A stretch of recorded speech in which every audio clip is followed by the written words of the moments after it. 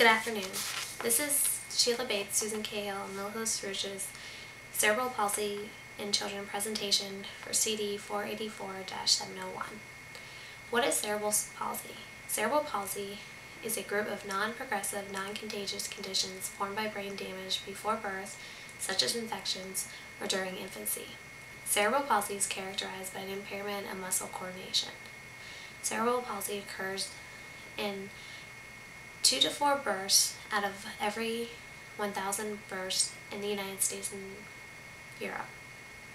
Cerebral palsy greatly affects the ability of a person's oral motor abilities. What are oral motor deficits? Oral motor deficits are the inability to use oral motor mechanisms or musculature for functional speech or feeding. Weaknesses they may have but are not limited to include muscle used for breathing, chewing, grinding, tearing, blowing, or for articulation of speech.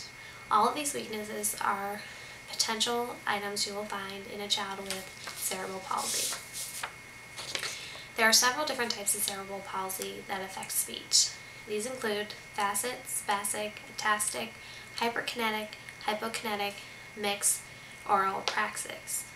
Depending on what type of cerebral palsy a child has, you will find that the child has difficulty swallowing, has poor muscle tone in their face, has problems with monotone pitch, reduced stress, harsh voice quality, low pitch, slow rate, hypernasal, talking in short phrases, or even inappropriate silences between speech. Cerebral palsy definitely affects a child's or adult's motor skills. The oral motor skills that are affected in cerebral palsy include basic functions such as closing and opening your mouth, breathing, sucking, swallowing, and speech development. Oral motor skills are critical to basic functions that occur even when you're asleep, such as controlling secretions, swallowing, and maintaining alignment of the oral structures so that breathing is not interrupted. In a child with cerebral palsy, it does not just affect their movements during the waking hours. Obviously, it affects their movements while they're asleep, and it's critical as speech therapists that we work to improve these areas. In an infant with cerebral palsy, you'll find that their basic survival skills, such as sucking and swallowing, are affected. You'll see that they have difficulty latching onto a bottle, which progresses to difficulties chewing and parade food, which further gets even more difficulty when they move on to actually trying to pick up a utensil or hold a cup. Oral skills also impact the control need for speech development, from producing the cooing sounds of the infant to articulating complex words and conversational speech. Poor oral motor skills can result in delayed or reduced skills development for these areas. A child with cerebral palsy may be described as hypersensitive, a lazy talker, or a picky or messy eater. Problems such as drooling, teeth grinding, gagging may occur when they do try to engage in eating or drinking. In some cases with cerebral palsy, the child is not able to adequately eat, chew, swallow, suck, or drink from a cup. To better serve these individuals, a formal evaluation is needed to determine specifically where the child is having the most difficulties and determine how the speech therapist can help improve the child's ability to converse or to eat or drink.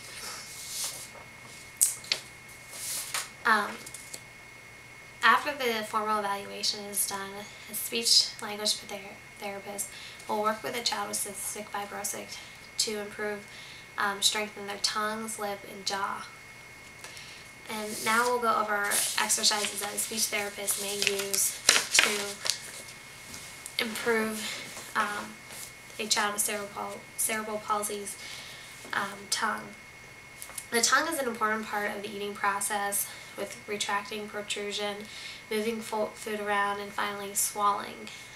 A child with cerebral palsy will have difficulty doing these movements.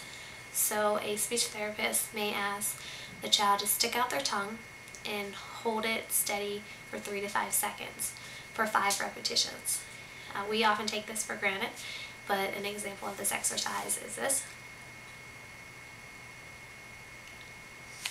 Next, the speech therapist may ask the child to take their tongue and hold it against the roof of their mouth on the hard palate for 3 to 5 seconds with 5 repetitions. This exercise looks like this. And lastly, to improve the tongue's lateral movement, the speech therapist will ask the child to mimic their movements and move the tongue from cheek to cheek for 3 to 5 seconds on each side for 5 repetitions.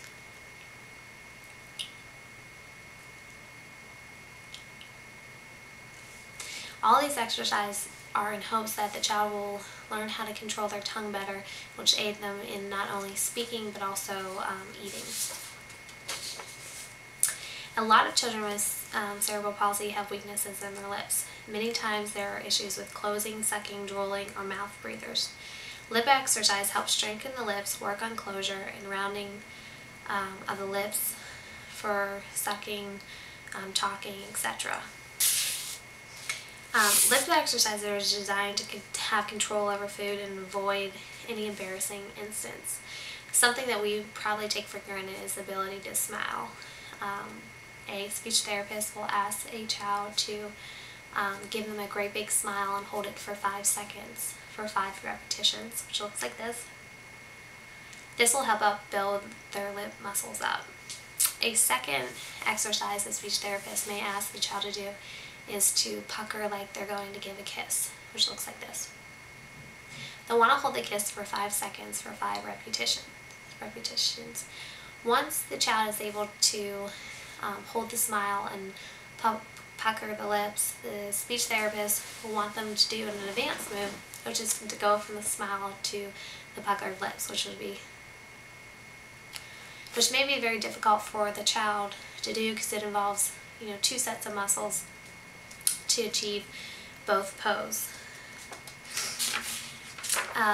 To increase muscle tone in lips, there's another exercise, which is simply holding your lips together, pressing them together for 5 seconds for 5 intervals. And lastly, the fourth exercise is to ask the child to seal their lips together, puff out their cheeks, and move the air back and forth for 3 to 5 seconds, which looks like this.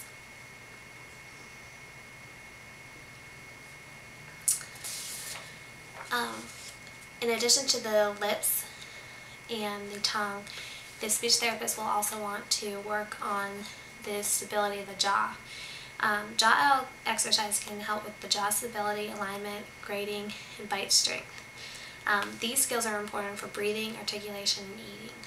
Exercises for the jaw can include just simply opening up your mouth, holding it for 5 seconds for 5 intervals, which is demonstrated by.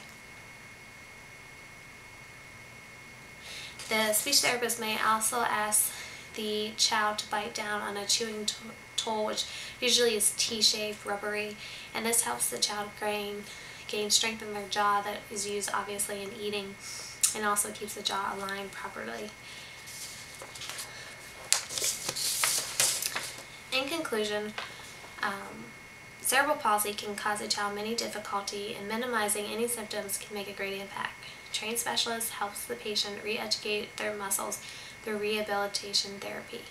Cerebral palsy is a lifelong condition, but with the help of speech therapy, many children can improve their condition